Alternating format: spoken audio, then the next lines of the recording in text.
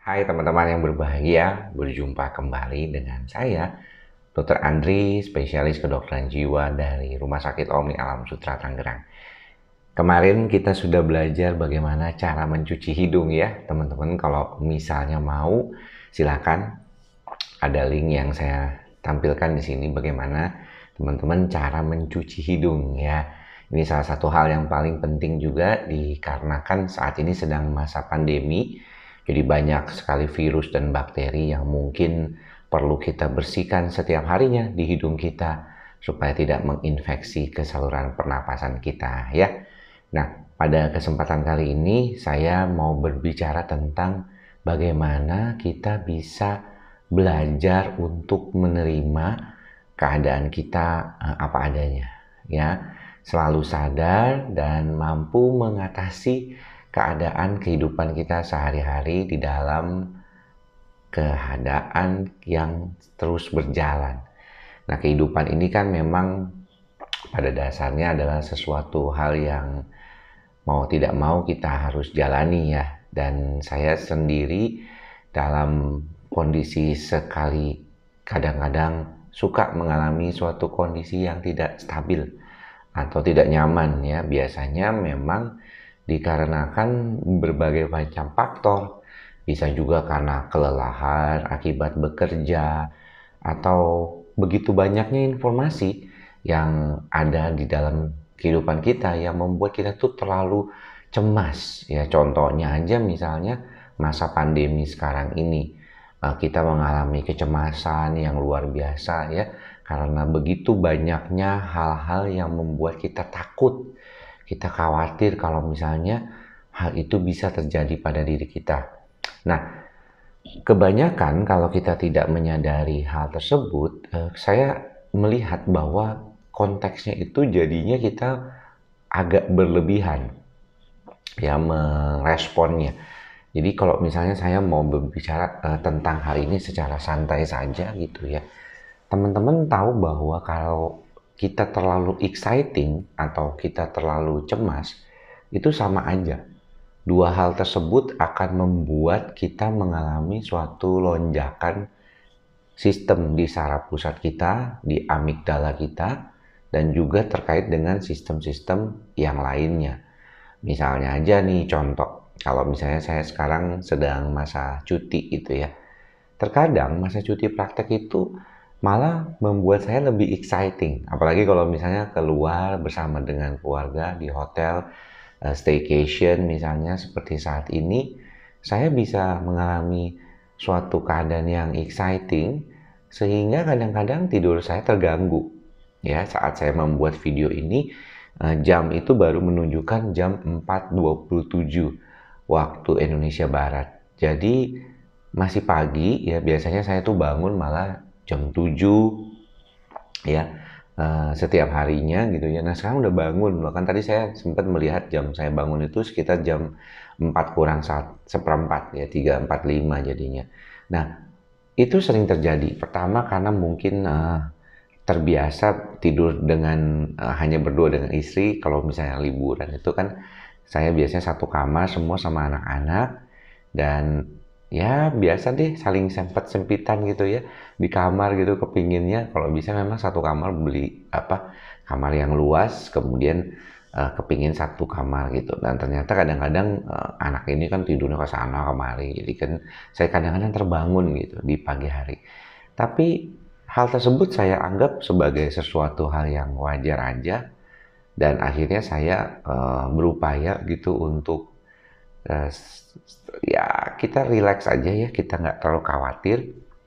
Dan kalaupun tidurnya misalnya kurang, misalnya cuma 4 jam atau bahkan hanya 4 jam setengah gitu ya, saya nikmatin aja.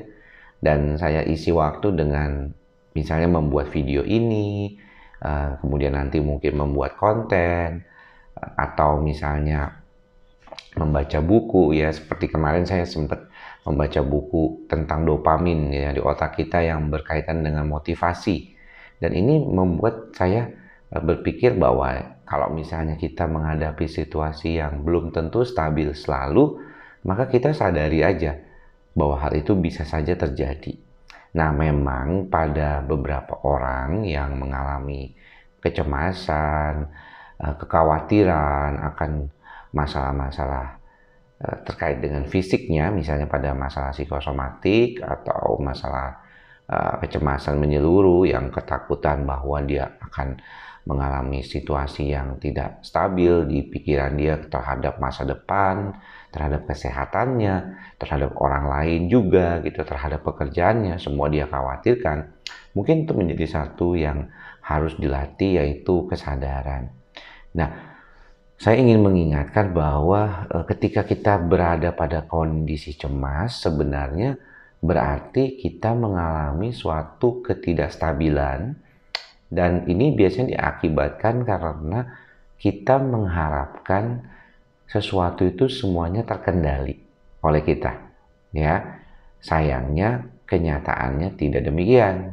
Ya, jadi kalaupun kita di dalam kehidupan kita tuh pengen semuanya terkendali, tapi ternyata kenyataannya tidak demikian ya teman-teman.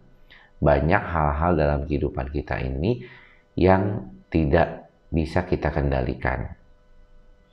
Mengapa demikian? Karena memang kehidupan kita ini memang kadang banyak yang tidak pastinya. Nah, kemampuan kita menerima secara ikhlas, sabar, dan sadar inilah yang mampu untuk kita belajar bagaimana mengatasi keadaan-keadaan tersebut. Ya, selama kita masih menerima apa yang ada terjadi dengan kita itu dengan ikhlas, sabar menjalaninya, dan sadar bahwa segala sesuatu itu pastinya tidak kekal. Dia akan berubah.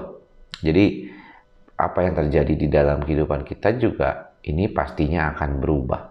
Nah, mungkin yang perlu diperhatikan adalah kadang-kadang kita tidak terlalu sabar ya di dalam menghadapi kehidupan ini, dan mungkin ya yang pernah saya jelaskan juga, kita sendiri yang membentuk ya kondisi itu menjadi sesuatu hal yang mungkin di dalam diri kita tidak terlalu baik, dan itu yang membuat akhirnya kita merasakan seperti ada kesulitan ya untuk keluar dari situasi yang sudah kita buat tersebut. Ya, kadang-kadang kalau saya suka bilang ke pasien, kalau kita tanpa sadar gitu ya melakukan sesuatu hal dalam kehidupan kita hanya berdasarkan keinginan kita saja, seringkali kita nantinya akan terjebak. Ya, terjebak pada situasi yang mungkin membuat kita merasa, kok bisa ya saya bisa melakukan hal itu? Kok bisa ya saya sampai pada situasi seperti ini, yang mana saya tidak bisa kendalikan lagi. Walaupun itu sebenarnya adalah akibat dari perbuatan kita sendiri. Jadi terapi kognitif yang biasanya dilakukan pada diri kita, pada pasien oleh psikiater maupun psikolog klinis, itu sebenarnya lebih pada bagaimana kita menyadari dulu apa yang terjadi pada kehidupan kita adalah hasil akumulasi dari perbuatan-perbuatan kita yang kita buat ya mungkin dengan sengaja, atau mungkin kadang-kadang nggak sengaja karena nggak tahu gitu ya di sebelumnya. Makanya kemampuan atau mengelola perasaan dan pikiran itu menjadi penting ya buat teman-teman muda. Bagaimana teman-teman tuh bisa fokus ya pada situasi-situasi kehidupan yang mungkin harus teman-teman jalani dengan baik. Saat ini teman-teman sedang kuliah, sedang bekerja, dan berbuatlah dengan baik ya, bekerja dengan baik, dengan dasar-dasar hal-hal yang baik. Karena kalau nantinya baik, biasanya itu akan bagus. Dan janganlah terlalu mementingkan apa yang kita ingin selalu lakukan. Misalnya pengen ini, pengen itu gitu ya. Banyak kepingin yang maunya ini, maunya itu. Tapi yang mana yang kita butuh dulu? Karena kalau misalnya kita selalu memenuhi kepikiran dengan apa yang kita inginkan, seringkali nantinya nggak terjadi. Dan ini yang mungkin perlu diperhatikan oleh teman-teman semua. Ya, jadi jangan lupa untuk selalu ikhlas, sabar, dan sadar dalam menjalani kehidupan ini. Dan bagaimana kita bisa mengendalikan hal-hal yang mungkin masih kita bisa kendalikan, tetapi kita bisa menerima hal-hal yang tidak bisa kita terima, dan selalu berupaya untuk menjadi yang terbaik dalam menjalani kehidupan kita. Bukan untuk siapa-siapa, untuk diri kita dulu. Nggak usah pikirin yang lain. Terbaik untuk diri kita dulu aja. Ya, dengan berupaya untuk seperti itu. Karena tentunya ini berkaitan juga dengan sistem saraf di otak kita, yaitu dopamin yang membuat kita punya usaha untuk melakukan hal-hal terbaik dalam kehidupan ini. Baik ya teman-teman, semoga uraian yang cukup panjang ini bisa membantu teman-teman memberikan suatu pencerahan buat teman-teman bagaimana mengelola pikiran dan perasaan itu dengan baik. Oke, sampai bertemu lagi di lain kesempatan. Sampai jumpa di video-video edukasi berikutnya. Salam ikhlas, sabar, dan sadar. Salam sehat jiwa. Bye-bye.